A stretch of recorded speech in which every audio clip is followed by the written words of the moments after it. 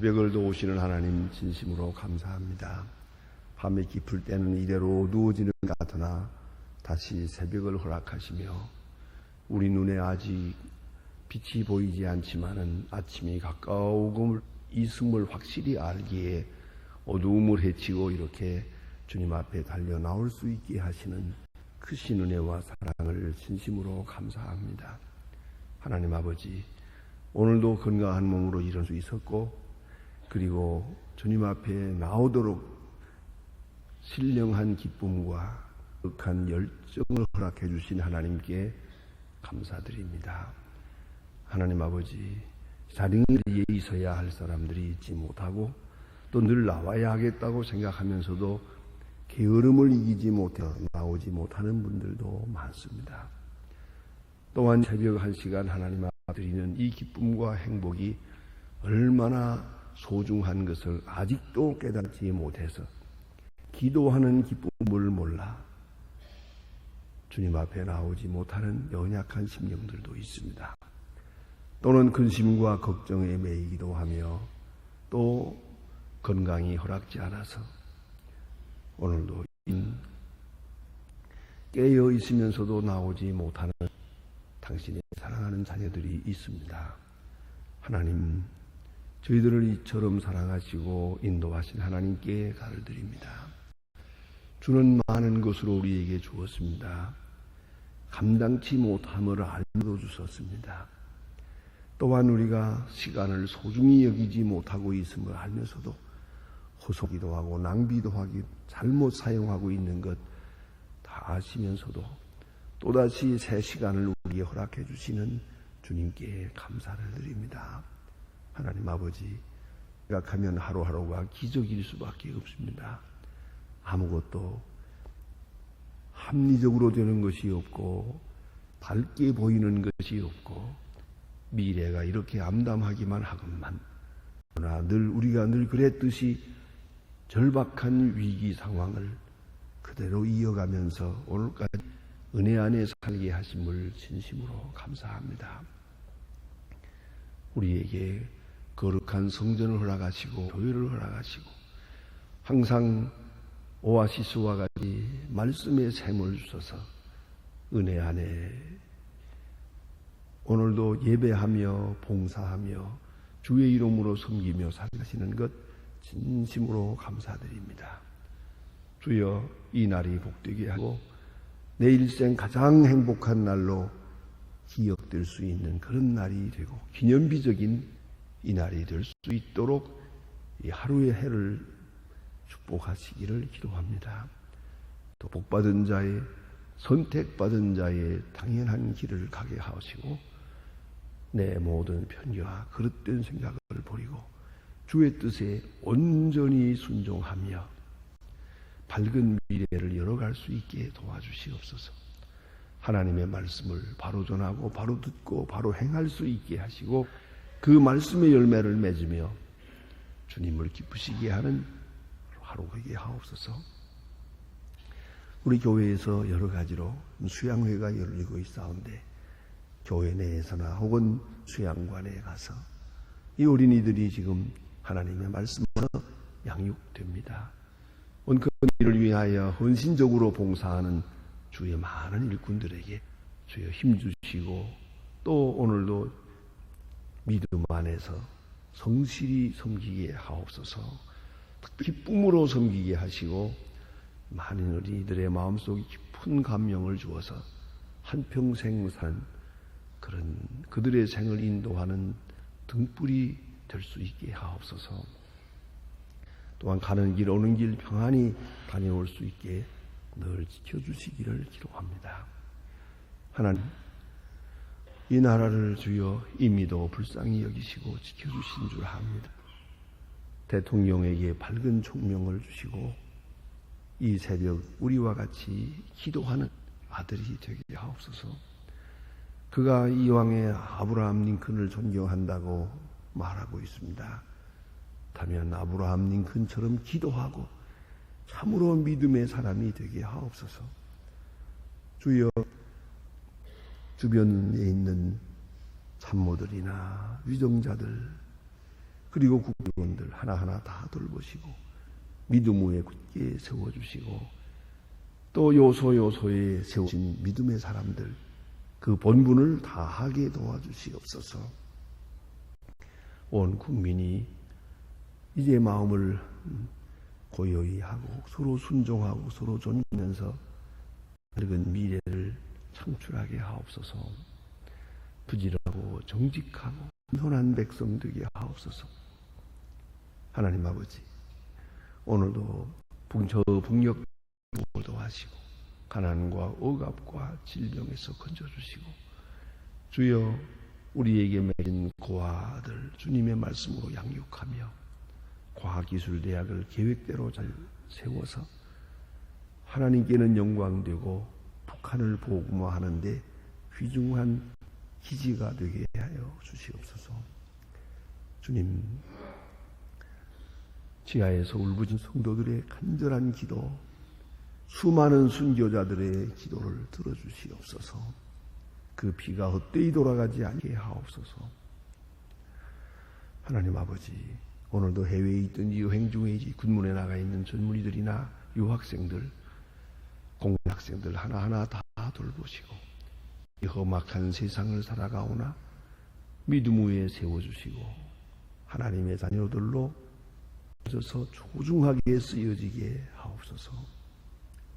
병중에 있는 자와 슬픔을 당한 가정들 주의 큰 위로가 함께 하옵소서. 이 날이 복되게 하시고 주의 큰 은혜를 찬양하는 아름다운 하루가 되게 하옵소서. 예수님의 이름으로 기도합니다. 아멘. 하나님의 말씀은 사도행전 10장 9절로부터 본다. 사도행전 10장 9절입니다.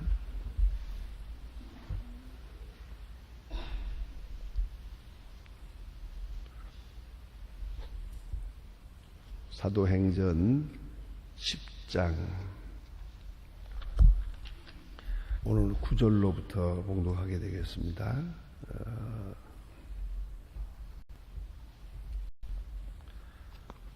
사도행전 10장 9절로 16절까지만 봉독하겠습니다. 지금 다 같이 한 목소리로 봉독하겠습니다.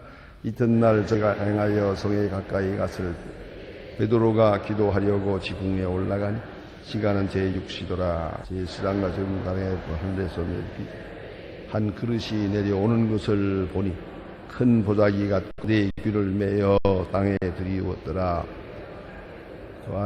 그 안에 짐승이 각색 4발과 짐승과 기는 것과 공중에 나는 새들이 있는데 또 소리를 지르되 베드로야 일어나 잡아먹으라. 베드로가 주여 그럴 수 없나이다. 속되고 깨끗하지 아니한 물 내가 언제든지 먹지 아니하였나이다. 또 두 번째 소리 하나님께서 깨끗하게 하신 걸 내가 깨끗하다 하지 말라 하더라. 이런 일을 세상에 무엇입니까? 그 그릇이 하늘로부터 올리고 가니라. 아멘. 오늘 사도행전 10장을 흔히 가져서 이방인의 오순절이라고도 말합니다. 왜냐하면 하나님의 교회 역사가 이제 예루살렘에서 마가의 다락방에서 시작이 됩니다. 제1차 오순절이고요. 그 다음에 고넬료의 집에서 또 성령의 큰 역사가 이루어집니다. 그래서 제 두 번째 이방인의 오순이다 이렇게 말하게 됩니다. 이 복음은 이제 이방으로 전화됩니다. 그러나 여러분 다 이미 보신 바와 같이 예루살렘 교회에 있는 성도들이 열심을 내서 자 우리가 해외로 나가서 복음을 전하자. 저 불쌍한 사람들도 건져내자. 저들도 하나님의 백성을 만들자. 그렇게 선교적으로 역사한 게 아니더랍니다. 하나님의 강권적인 역사로 이루어지고요. 저들은 계속해 자기들의 평안한 자기중심적인 생활을 안주하려고 합니다. 그러나 하나님께서 강권적으로 선교의 역사를 이룹니다. 그러기 위해서는 먼저 갖추어져야 될 것이 있습니다. 첫째가 성령 충만입니다. 성령 받지 못한 사람이 하나님의 일하는 것처럼 잘못되는 게 없어요. 바로 교회가 어지러워지는 이유예요. 성령 충만. 그래서 요새 목회신학에 보면 아주 그런 결론이 있습니다. 중생하지 못한 자가 하나님의 일 한다고 하면서 교회를 헌다 그랬어요. 하나님의 일 한다고 하죠. 주의 영광을 위해 한다고 하죠. 뭐 열심히도 내지요. 그러나 중생이 없어요. 자기 자신이 중생하지 않았어요. 그렇기 때문에 온갖 잘못 방법들이 동원이 되는 거예요. 그리고 그 결과는 교회를 헐고 있는 거예요. 그게 문제가 있어요. 성령 충만. 이 기본이요. 성령 충만한 자만이 교회를 위해서 봉사해야 하는 것이고 또 하나님 앞에 쓰여지는 것이요. 무슨 일을 하든지 성령 충만하지 못하다면 그건 하나님이 쓰시지 않습니다. 또 쓸만한 그릇이 되지 않으니까요. 오로지 성령 충만. 아주 중요하고요. 두 번째가 전적인 헌신입니다.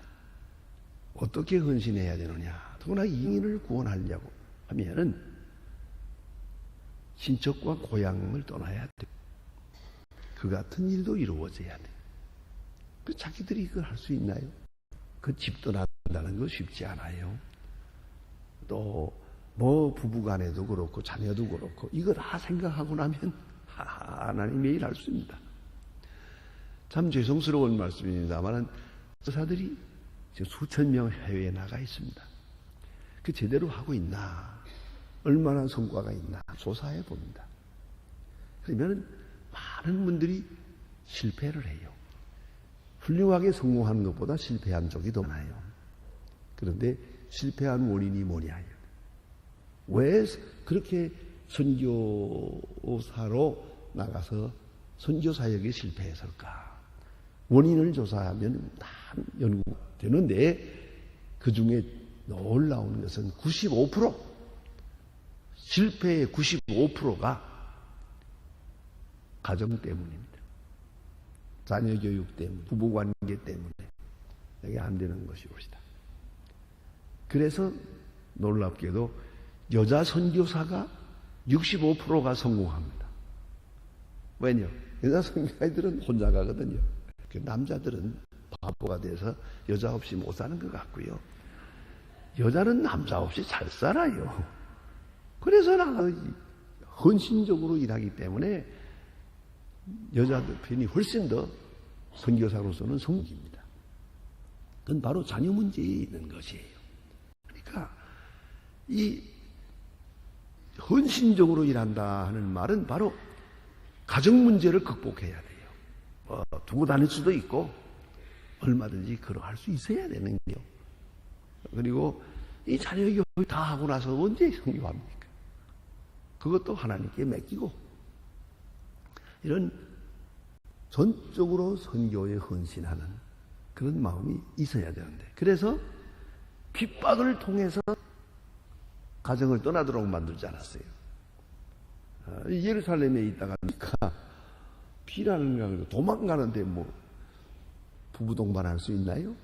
홀몸으로 목숨 하나 살리기 위해서 이렇게 해서 이방으로 가게 되고 거기서 선교하게 된다는 얘기죠. 그러니까 하나님께서 그렇게 핍박을 통해서 전적으로 헌신하도록 그렇게 일을 만들어죠. 다음에 세 번째 절대 조건이 있습니다. 문화적 편견입니다. 편견을 버려야 됩니다. 그러지 않으면 절대로 선교할 수가 없습니다. 자, 이제 우리가 아프리카 같은 데 가면 지금도 가보면 아주 빨가벗고 사는 사람들이 있어요. 지난번에도 브라질에 갔을 때도 보니까 그렇더라고요. 그런 사람들 살아요. 더우니까 옷이 필요가 없겠더라고요. 보니까 뭐 그래서 땀은 비워도 타고 뭐 그거 쓰면 뭐라고 닦으면 뭐라고 입어서 하는 다 필요가 없어요. 그죠? 귀찮고 나도 헐헐 벗고 살았으면 좋겠더라고요. 그렇게 그런 문화 그것을 편견으로 하면 안 되죠. 그는 그들의 문화 속에 살고 있는 거예요. 그건 그대로 편리하고 그대로 필요한 문화 속에 사는 것입니다.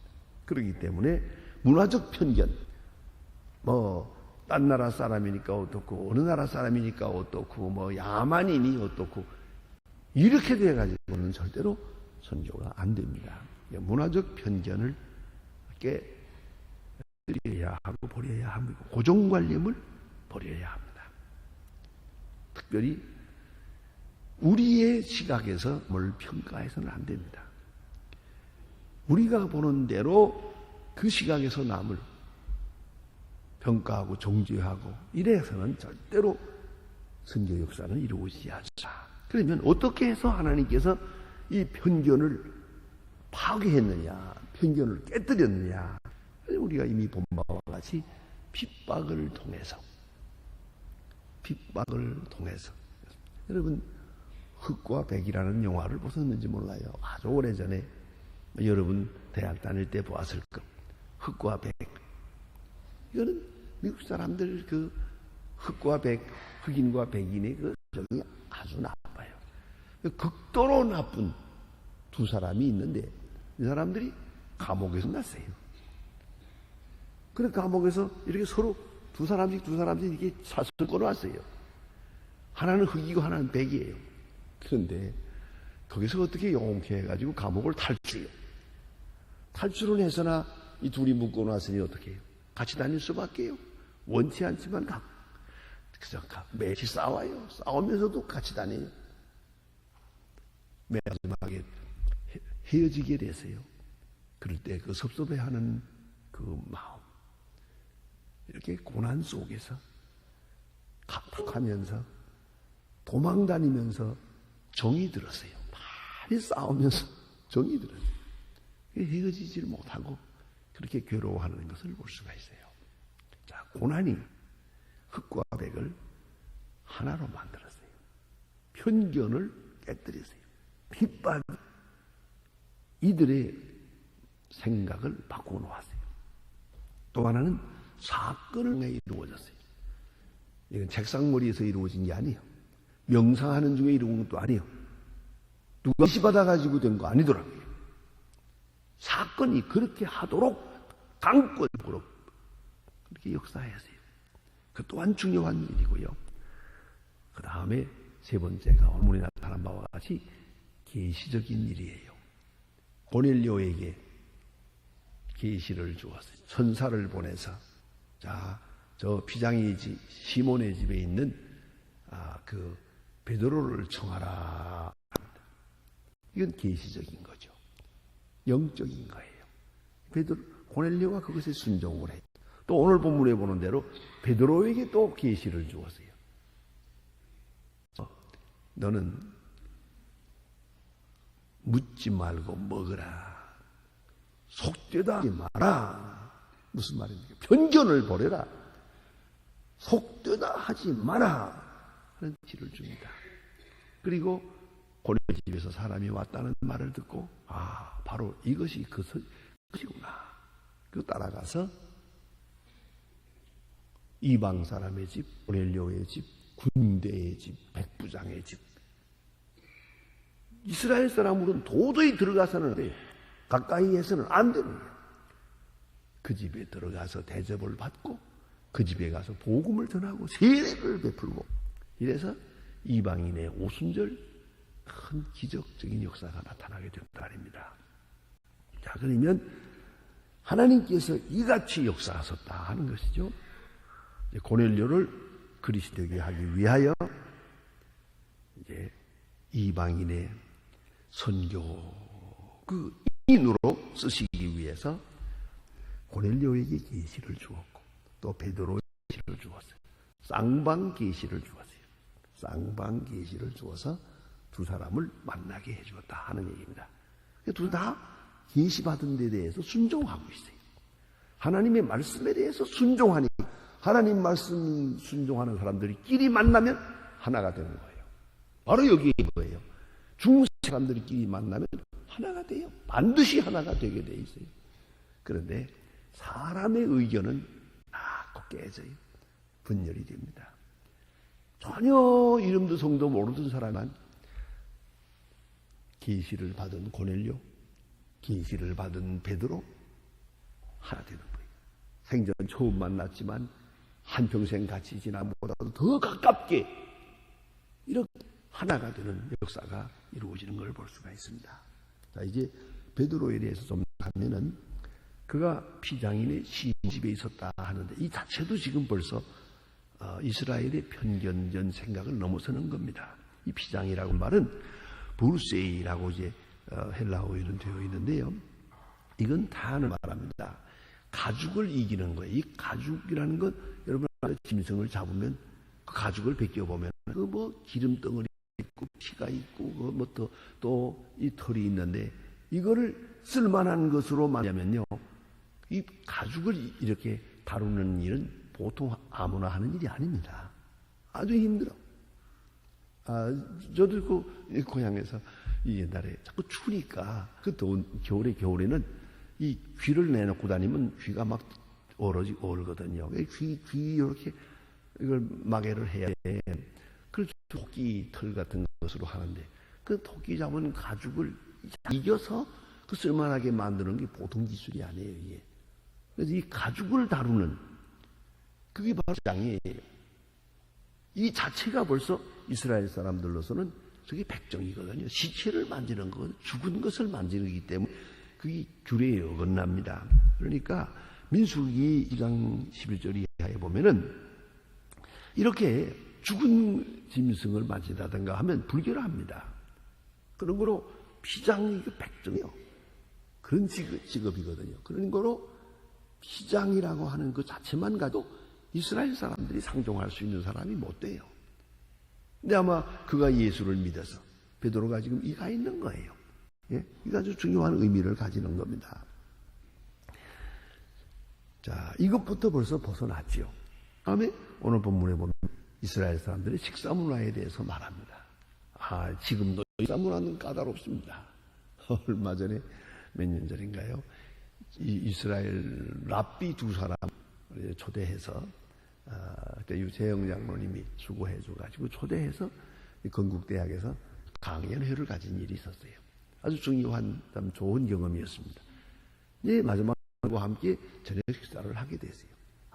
식사하는데 얼마나 까다로운지. 자기들은요, 그 더러운 거 이방 사람들 그 먹지 않으려고 음식을 주로 싸가지고 다녀요. 그러나 해외까지 왔는데 다 그럴 수는 없잖아. 그런데 이 식당에 가서 그때 워커힐에서 이렇게 식사를 하는데 뭐 주문이 까다롭습니다. 채소를 담는 그릇에 고기를 담으면 안 돼요. 그 채소와 고기를 따로따로 담는다는 거예요. 이걸 식당에다 요구하는 거예요. 절대 같이 담으면 안 된다는 거예요. 섞으면 안 된다 이거예요. 따로따로. 이걸 강요하지요. 뭘 되고 뭘 안 되고요. 이 고기 잘 안 먹어요. 왜 안 먹냐 그러니까 고기가 나쁜 건 아닌데 고기를 잡는 방법이 이방 사람이기 때문에 안 된다 이거예요. 이거 참 복잡하네요. 그래가지고 그 식사가 얼마나 까다로운지 같이 식사하면서 당연히 뭐 몇 가지 먹진 않아요.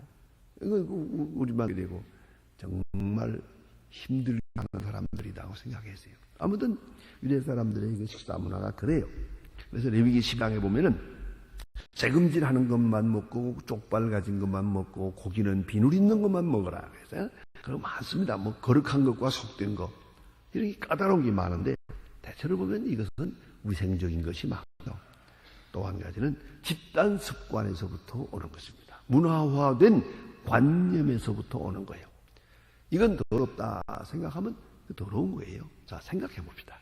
우리가 흔히 말하기를 돼지 소하고 우리 편견이 좀 있어요. 누가 만든 편견이지만 돼지는 좀 더럽고 소는 좀 깨끗하다 생각하는데 여러분 생각해 보세요. 돼지하고 소하고 다르요.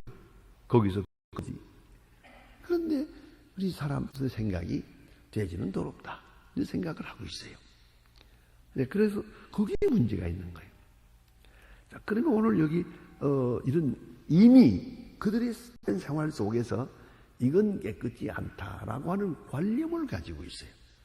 그 관념에 준해서 너희들이 깨끗지 않다고 생각하는 건 그건 하나님 앞에 가져오지 마라. 너희들의 문화생활 속에서 가장 깨끗하다고 하는 그것 하나님께 바쳐라 하는 얘기가 되는 겁니다. 어쨌든 이런 규례가 있는데, 자, 베드로에게 계시를 준 것은 여러 가지 물고기를 다 보여주고, 짐승을 보여주면서 잡아먹으라 그래요. 베드로 말이 못 잡아먹습니다. 난 그런 거 안 먹습니다. 하나님 말씀이 내가 거룩해 한 그 속되다 하지 마라. 자, 다른 말로 한번 비약을 해볼까요? 내가 사랑하는 자를 미워하지 마라.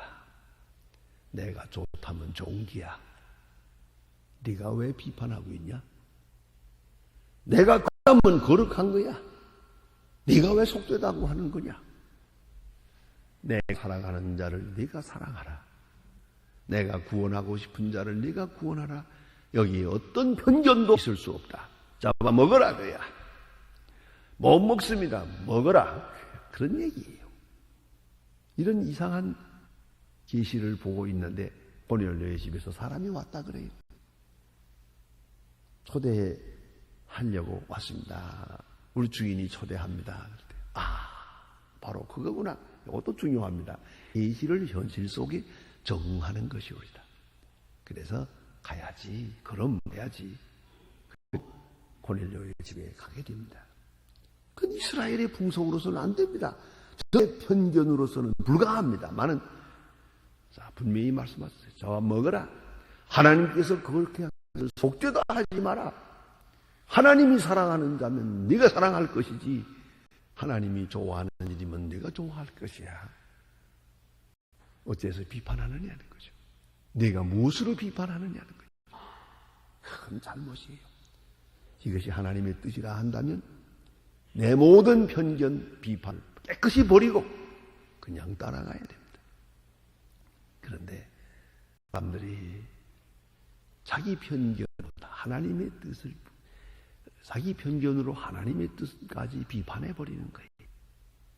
이미 가진 작은 지식으로 하나님의 크신 뜻을 거역하는 거다. 거기 문제가 있어요. 베드로가 이것을 안 묻겠다고 그것도 성경에 있는 거예요. 없는 거 아니거든요. 그런 거 먹지 말라고 했거든요. 분명히 레위기서에 말씀하셨어요. 그러나 오늘은 아니요. 내가 거룩해 한 것, 내가 속되다 하지 마라.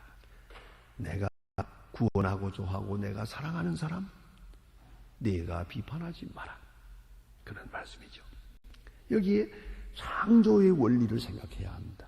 깨끗한 것은 하나님이 정하시는 것이에요. 스스로 속된 것은 없습니다.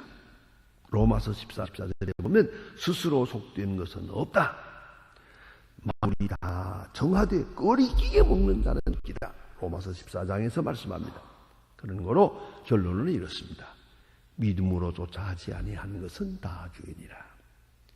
믿음으로 하나님의 뜻을 쫓아서 믿음으로 하면 다 거룩한 것이에요. 하나님이 깨끗게 하신 거, 내 편견으로 속되다 어리석음을 범해서는 안 됩니다. 기도하십시다.